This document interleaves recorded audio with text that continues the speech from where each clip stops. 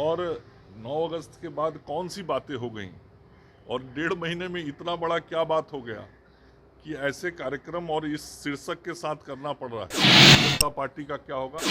गठबंधन की ताकत का आकलन जनता के बंधन पर होता है। नमस्कार, आप देख रहे हैं बिहाइंड शॉट्स। मैं आपके साथ प्रेम। स्वास्थ्य मंत्री जो पूर्व स्वास्थ्य मंत्री हैं मंगल पांडे, उन्होंने आज कोविड जो टीका पड़ता उसको निरीक्षण किया। आपको बताते चले जो बिहार के उप मुख्यमंत्री हैं तेजस्वी प्रसाद यादव, उन्होंने अपने हाथों में स्वास्थ्य का जिम्मा संभाल रखा है।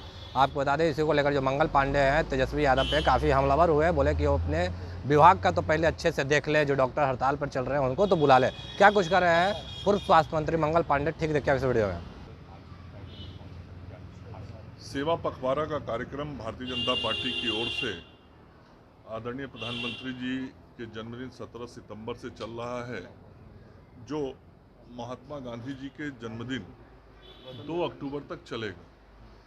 और उसी क्रम में आज पूरे देश में भारतीय जनता पार्टी के कार्यकर्ता विभिन्न टीकाकरण केंद्रों पर जा रहे हैं, वहाँ की व्यवस्था को देख रहे हैं और ज़्यादा से ज़्यादा लोग टीका लें, इसका आग्रह और अपील भी करने हम लोग निकले हैं कि जो कोरोना का टीका जिसने दूसरा डोज नहीं लिया है, जिसने बूस्टर डोज नहीं लिया है, वो सब टीका लेके आएँ और टीके की मुफ्त व्यवस्था की गई है और कोरोना से बचने का यही सबसे बेहतर उपाय है। और हम आज फिर आप सब लोगों के माध्यम से बिहार की जनता से फिर से अपील करना चाहते हैं कि सब लोग कोरोना का टीका समय पर जरूर लें।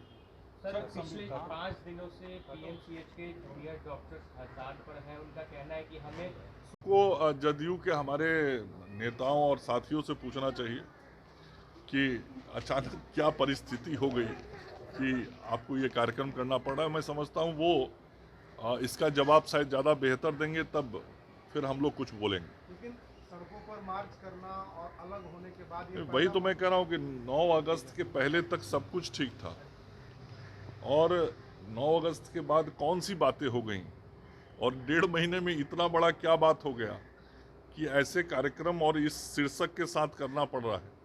ये जदयू के नेता और साथियों को बताना चाहिए, क्योंकि बिहार की जनता सत्य जानना चाहती है। सर, पीएमसीएच में पिछले 3-4 दिनों से हड़ताल है। अभी बोले तो तेजस्वी, क्या लगता है आपको तेजस्वी यादव ऑपरेट नहीं कर पा रहे हैं? स्वास्थ्य मैंने तो बताया, अभी बताया कि राजनीतिक कार्यों के बदले जो संवैधानिक जिम्मेवारियों का कार्य है उसको करना चाहिए और उनको ध्यान देना चाहिए। ये आम गरीब आदमी से जुड़ा हुआ विषय है। लोग परेशान हैं, रोज़ समाचार पत्रों की सुर्खियां हैं, कितने ऑपरेशन टल रहे हैं, कितनी कठिनाइयां हो रही हैं। तो आम लोगों की कठिनाइयों को दूर करने की ओर सरकार और उनके मंत्री को ध्यान देना चाहिए।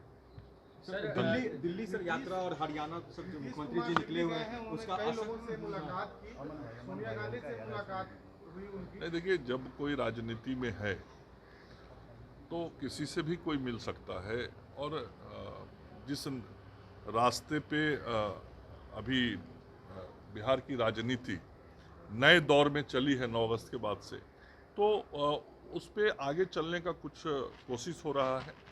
लेकिन मैं इतना ज़रूर कहना चाहता हूँ आप सब लोगों के माध्यम से कि बिहार के बगल का प्रदेश है उत्तर प्रदेश, और वहाँ भी इस प्रकार के प्रयास कुछ साल पहले हुए थे और ऐसे ही माहौल बनाने का कोशिश हुआ था कि बड़ी बड़ी 3 पार्टियाँ 4 पार्टियाँ मिल गईं।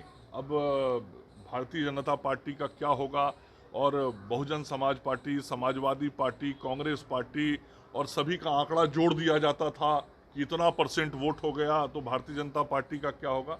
लेकिन ये जो गठबंधन बनते हैं, उस गठबंधन की ताकत का आकलन जनता के बंधन पर होता है। जनबंधन कैसा हो रहा है, और जनबंधन भारतीय जनता पार्टी की ओर रहेगा, नरेंद्र मोदी जी के नेतृत्व में रहेगा। और यह काम उत्तर प्रदेश में भी उत्तर प्रदेश की जनता ने कर दिखाया था। आप सब लोग को ध्यान में होगा कि जब सपा, बसपा और कांग्रेस का गठबंधन बना था तो कैसी चर्चाएं आप मीडिया के मित्रों के माध्यम से भी होती थी। लेकिन जो यूपी का जनबंधन था वह भारतीय जनता पार्टी और नरेंद्र मोदी जी के पक्ष में था, और 3/4 वोट हमारे बगल के ही प्रदेश में लोगों ने ऐसे किसी भी महागठबंधन के विरोध में जाके जनता ने अपना बंधन बनाया था और नरेंद्र मोदी जी के नेतृत्व में बीजेपी को 3/4 सीटें दी थी और बिहार में भी आगे लोकसभा चुनाव में और विधानसभा चुनाव में ऐसा ही होगा। अधिकारियों को नहीं, देखिए, मैं किसी के भी बारे में एक बात बहुत साफ तौर पे बराबर कहता हूं, वाणी की मर्यादा होनी चाहिए, शब्दों की मर्यादा होनी चाहिए। जो जितने ही जिम्मेवार पद पर बैठा हुआ है उसका वक्तव्य भी उतना ही जिम्मेवारीपूर्ण होना चाहिए और कभी भी ये अपेक्षा नहीं की जा सकती किसी सरकार के किसी मंत्री से कि वो ऐसे शब्दों का इस्तेमाल करे। नीतीश कुमार जी दिल्ली यात्रा पे जिम्मेवारी आज के स्वास्थ्य मंत्री जी की है और आज जो स्वास्थ्य मंत्री जी हैं उनको ऐसे विषयों पर ध्यान देना चाहिए। राजनीतिक कार्य बाद में भी होंगे, लेकिन जिन कार्यों से जनता सीधा प्रभावित होती है और अस्पतालों में स्वास्थ्य सुविधाएं प्रभावित होती हैं, उस पर वर्तमान स्वास्थ्य मंत्री जी को ध्यान देना चाहिए। तो जैसा कि देखा आपने, पूर्व स्वास्थ्य मंत्री मंगल पांडे का साफ तौर पर कहना है कि तेजस्वी यादव राजनीतिक गलियारों से निकल के अपने विभागों का जो जिम्मा है वो अच्छा से प्रवहन करे, अच्छे से चलाए, तभी बिहार का विकास होगा। बाकी की तमाम खबरों के लिए बने रहें बिहार इन शॉर्ट के साथ। धन्यवाद।